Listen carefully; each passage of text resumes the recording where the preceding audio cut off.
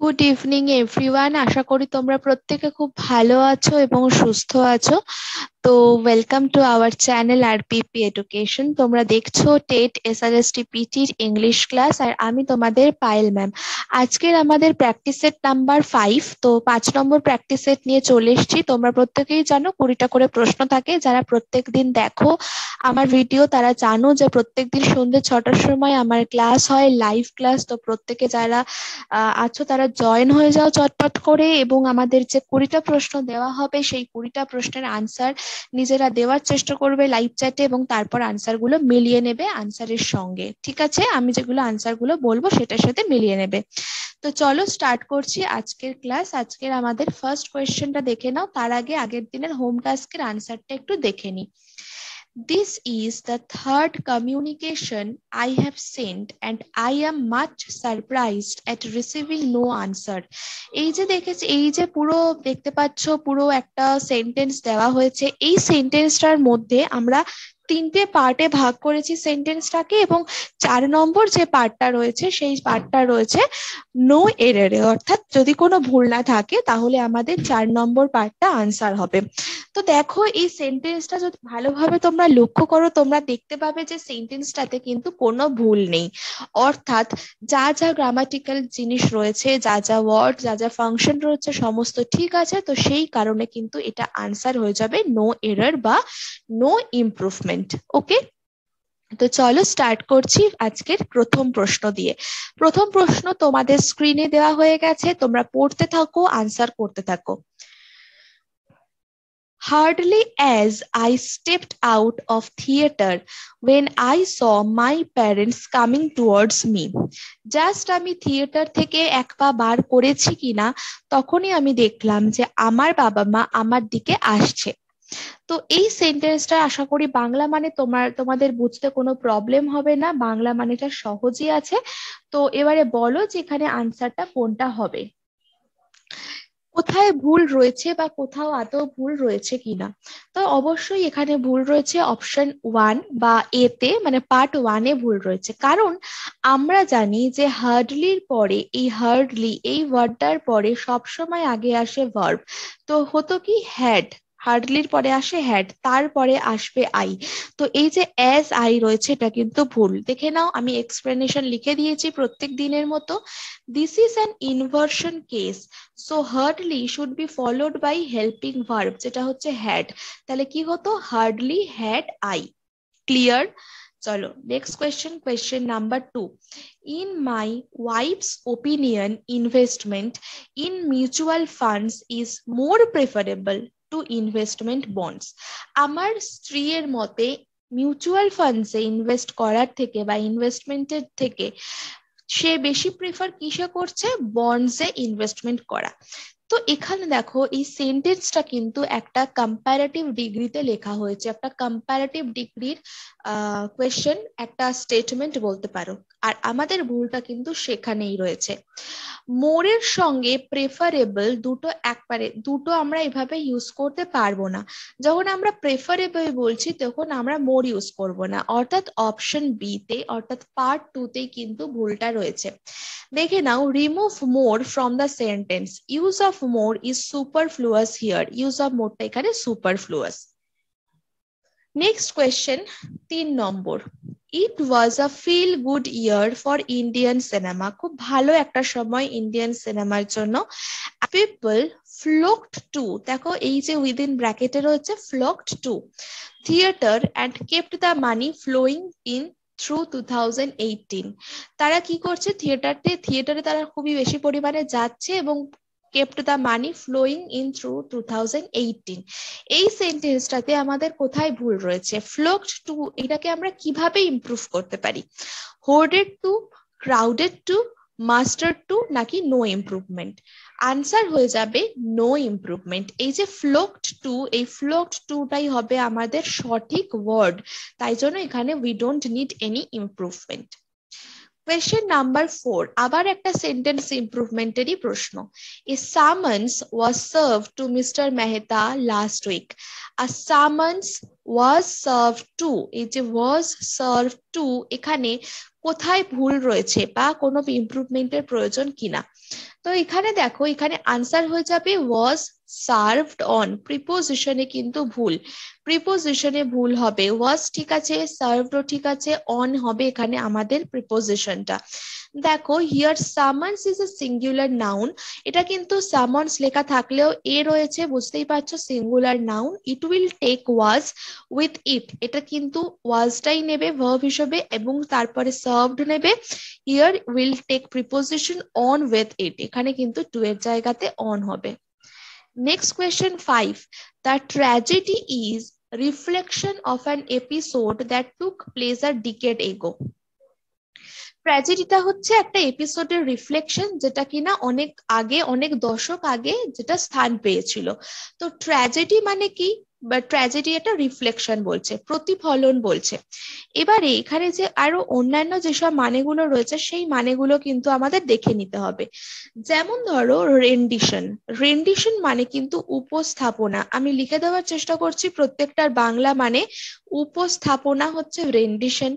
রিইনকার্নেশন রয়েছে, রিইনকার্নেশন কথাটার কি অর্থ? রিইনকার্নেশন মানে আমরা যেটা বলে থাকি বাংলায় পুনর্জন্ম, পুনর্জন্ম। রেমিনিসেন্ট, রেমিনিসেন্ট মানে কোনো কিছু স্মরণ করিয়ে দেওয়া। আমি জাস্ট স্মরণ কথাটা লিখে রাখলাম, নাকি নো ইমপ্রুভমেন্ট। তো এখানে দেখো আনসার হবে রেমিনিসেন্ট। আগে যেটা ঘটে গেছে সেটাই একটা মনে করিয়ে দেয়, স্মরণ করিয়ে দেয়। দেখো reminiscent is more appropriate here, which means tending to remind one of something, কোনো কিছুর কথা মনে করিয়ে দেওয়া। Next question 6, Rahul received many praises, অনেক মানে প্রশংসা সে পেল for his last invention, latest invention মানে যেটা লাস্ট সে ইনভেন্ট করেছিল সেটার জন্য। তো দেখো মেনি প্রেজেস, প্রেজেসটা কিন্তু এখানে আনকাউন্টেবল নাউন। এটা কি? আনকাউন্টেবল, কাউন্ট করা যায় না। যদি আনকাউন্টেবল নাউন হয় আমাদের এখানে মেনির জায়গায় হয়ে যাবে মাছ। দেখো আমি সেটাই কিন্তু এখানে লিখেছি, মাছ প্রেইজ হবে। praise is uncountable noun, so it will take much with it, এবং praises হবে না, much praise অবধি হবে, much praise. নেক্সট হচ্ছে 7, this is the defined post independence plot by the state against its own citizens. এটা স্বাধীনতা পরবর্তী রাষ্ট্রের নিজের নাগরিকদের বিরুদ্ধে সবচেয়ে জঘন্য চক্রান্ত। তাহলে এই যে দেখছো ডিফাইন্ড, ডিফাইন্ড যে কথাটা রয়েছে, ডিফাইন্ড কথাটার কি অর্থ? ডিফাইন্ড কথাটার মানে কি হতে পারে, বা ডিফাইন্ড এর জন্য আমরা কি এখানে ইমপ্রুভমেন্ট দিতে পারি? সফিস্টিকেটেড, সফিস্টিকেটেড মানে কি? সফিস্টিকেটেড মানে হচ্ছে অত্যাধুনিক বা অবিশুদ্ধ বলতে পারো। ওকে, অত্যাধুনিক। নেক্সট রয়েছে সোবার, সোবার মানে তো প্রত্যেকেই জানো শান্ত বা প্রশান্ত, ঠিক আছে। তো ভাইলেস্টও রয়েছে, নাকি নো ইমপ্রুভমেন্ট। তো এখানে আনসার হবে ভাইলেস্ট। দেখো আমি এখানে মানে লিখে দিয়েছি, ভাইলেস্ট মিনস আনপ্লেজেন্ট, ইমোরাল, জঘন্য যাকে বলতে পারো। আমি যেটা বাংলায় বলেছিলাম জঘন্য and unacceptable. Here we are talking about a plot that can be appropriately defined by vilest. Okay, next 8, speeding and blocking are traffic offenses which lead to dash accidents. তোমরা প্রত্যেকেই জানো যে প্রচন্ড গতিবেগে গাড়ি চালানো এবং গাড়ি ব্লক করে রাখা মানে জ্যাম করে রাখা ইত্যাদি কিন্তু ট্রাফিকের অফেন্স, যেগুলো অ্যাক্সিডেন্টকে লিড করতে পারে, অ্যাক্সিডেন্টের দিকে লিড করতে পারে। তো দেখো ফার্স্ট অপশন রয়েছে ইগনোবল, ইগনোবল মানে হচ্ছে অবজ্ঞা করা, ফাইনাল মানে অন্তিম, গ্রেট, গ্রুসম, গ্রুসম কথাটার কি অর্থ? গ্রুসম কথাটার অর্থ হচ্ছে ভয়ঙ্কর বা টেরেবল। তো এখান থেকে বুঝতেই পারছো আনসার হয়ে যাবে option D, gruesome. Gruesome means causing repulsion or horror or grisly. 9 একটা কোয়েশ্চেন ট্যাগের প্রশ্ন রয়েছে, you didn't do your homework, তুমি তোমার হোমওয়ার্ক করোনি তাই না। তো এই যে তাই না বলছি কি হয়, আমরা কোয়েশ্চেন ট্যাগে জানি যদি এখানে নেগেটিভে থাকে পজিটিভে নিয়ে যেতে হবে। আছে ডিডন্ট, আমরা নিয়ে গেলাম ডিড, ডিডে, তাই তো।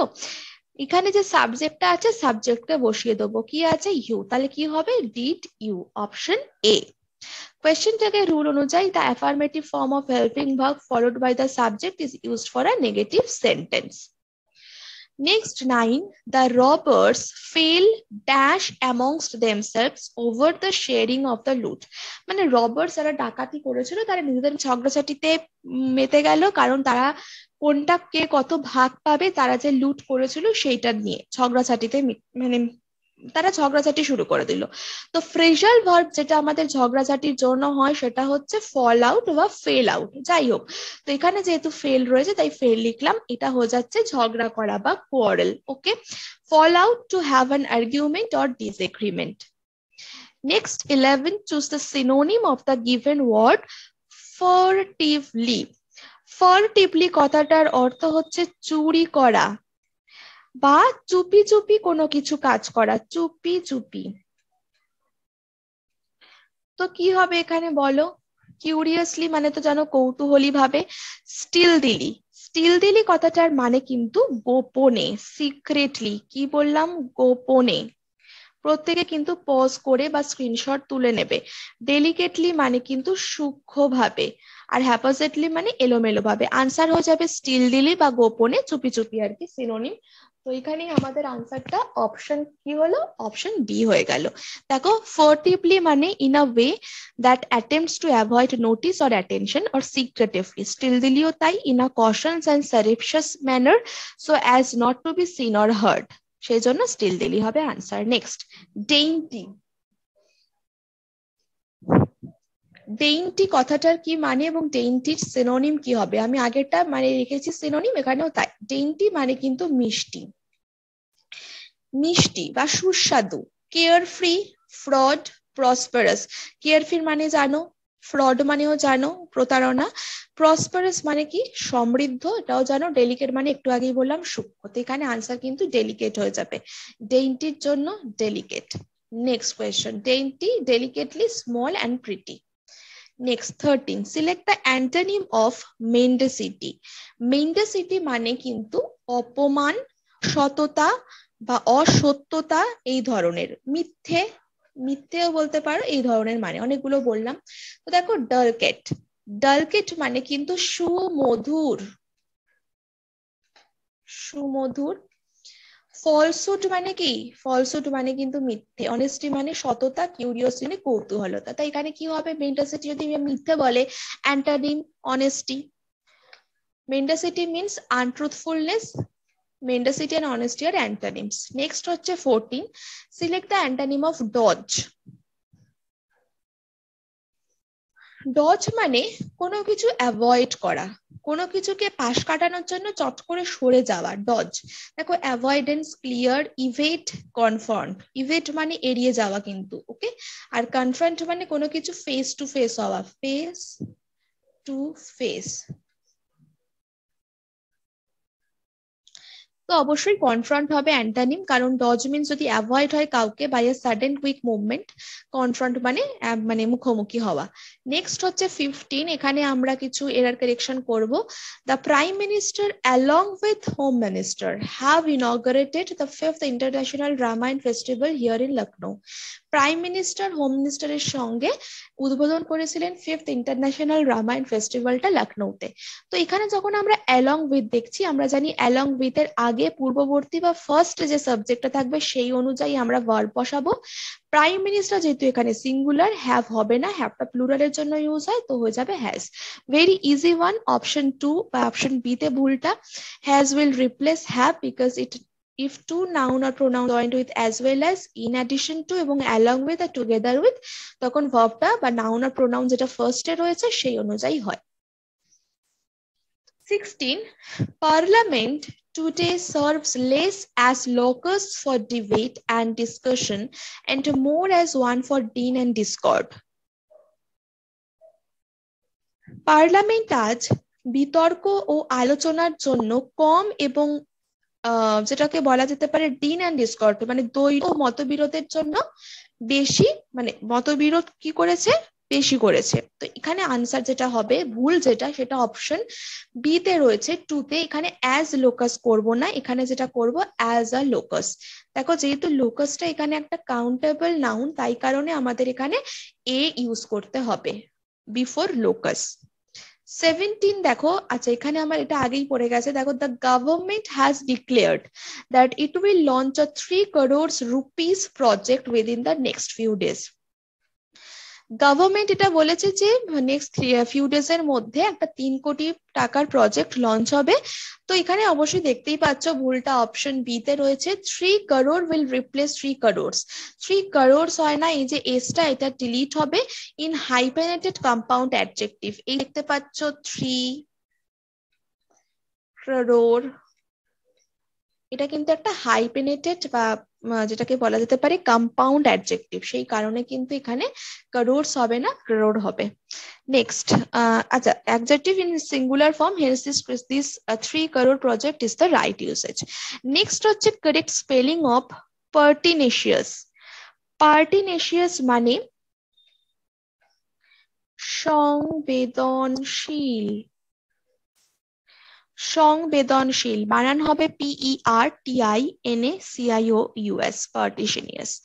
Partitionous means holding firmly to an opinion of a course of action.